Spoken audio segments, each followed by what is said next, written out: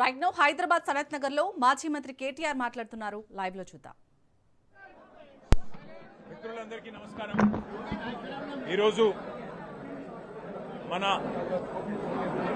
కేసీఆర్ గారి నాయకత్వంలో ఆనాడు కరోనా తర్వాత రాష్ట్రంలోని నిరుపేదలందరికీ మెరుగైన వైద్య సేవలు అందాలి, పల్లెల్లో ఉన్నా పట్టణంలో ఉన్నా ఎక్కడ ఉన్నా పేదవారికి వారి ఆరోగ్యానికి పూర్తి స్థాయి భద్రత ఉండాలి అనే ఆలోచనతో మరి కేసీఆర్ గారి నాయకత్వంలో రాష్ట్ర వ్యాప్తంగా విస్తృతమైన వైద్య సేవలని అందుబాటులోకి తీసుకొచ్చే క్రమంలో హైదరాబాద్ మహానగరంలో ఎక్కడైతే 1,20,00,000 మంది ప్రజలు నివాసం ఉంటున్నారో అందులో ముఖ్యంగా పేద మధ్యతరగతి దిగువ మధ్యతరగతి ప్రజల కోసం ఆలోచన చేసి ఒకనాడు హైదరాబాద్ అంటే గాంధీ, ఉస్మానియా లేదంటే నిమ్స్, ఈ మూడు మాత్రమే.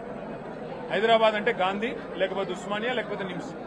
కానీ అట్లా కాదు, హైదరాబాద్లోని ప్రజలకు కూడా బ్రహ్మాండమైన వైద్య సేవలు ఢిల్లీలోని ఎయిమ్స్ తరహాలో అందించాలి అనే లక్ష్యంతో కేసీఆర్ గారి నాయకత్వంలో హైదరాబాద్ మహానగరంలోనే 4 చోట్ల Telangana Institute of Medical sciences పేరిట ఒక బృహత్తరమైన యజ్ఞానికి ఆనాటి ప్రభుత్వం శ్రీకారం చుట్టడం జరిగింది. ఏప్రిల్ 22, 2022 నాడు ఇదే సనత్ నగర్ లో మరి పెద్దలు తలసాని శ్రీనివాస్ యాదవ్ గారు, కేసీఆర్ గారు, అట్లాగే ఆనాటి ఆరోగ్య శాఖ మంత్రిగా హరీష్ రావు గారు అందరూ కూడా వచ్చి ఇక్కడ శంకుస్థాపన చేయడం జరిగింది. ఒక సనత్ నగర్ లోనే కాదు, హైదరాబాద్ చుట్టూ 4 దిక్కుల ఈస్ట్, వెస్ట్, నార్త్, సౌత్ 4 వైపులా ప్రజలకి మరి వైద్య సేవలు అందుబాటులో ఉండాలి అని చెప్పి టిమ్స్ అనే బ్రాండ్ కింద బ్రహ్మాండమైన ఈ కార్యక్రమానికి కేసీఆర్ గారు శ్రీకారం చుట్టినారు.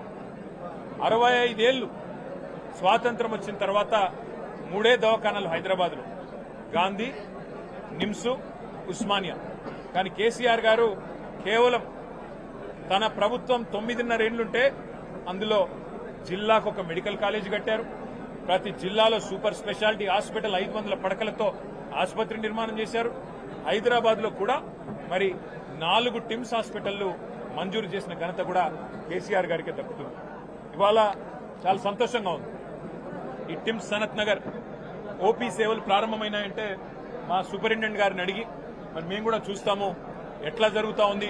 ఇది మా నాయకుడి విజన్, మా నాయకుడి కళ, హైదరాబాద్ లో మెరుగైన వైద్య సేవలు అందించాలనేది. 350 బస్తీ దవాఖానాలు పెట్టాము, ప్రైమరీ డిస్పెన్సరీ కేంద్రాలు.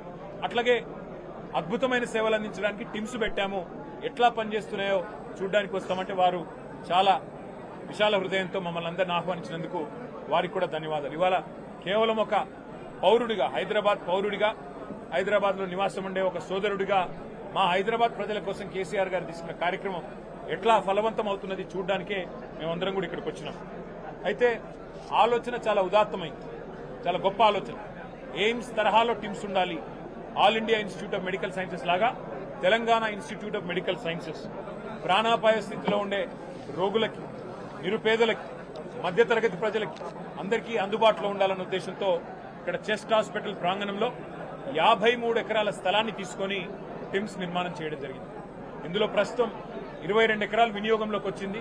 చాలా అత్యాధునికంగా ఇక్కడికి వచ్చి చూస్తే ఏ కార్పొరేట్ హాస్పిటల్ ని కూడా తలదన్నే విధంగా ఈ రాష్ట్రంలో ఉన్న పెద్ద పెద్ద కార్పొరేట్ హాస్పిటల్స్ కి ధీటుగా ఇవాళ ఈ అద్భుతమైన హాస్పిటల్ కు శ్రీకారం చుట్టినందుకు పెద్దలు కేసీఆర్ గారికి మేమందరం కూడా హైదరాబాద్ ప్రజల తరఫున హృదయపూర్వకంగా శిరస్సు వంచి వారికి ధన్యవాదాలు తెలియజేస్తా ఉన్నాం.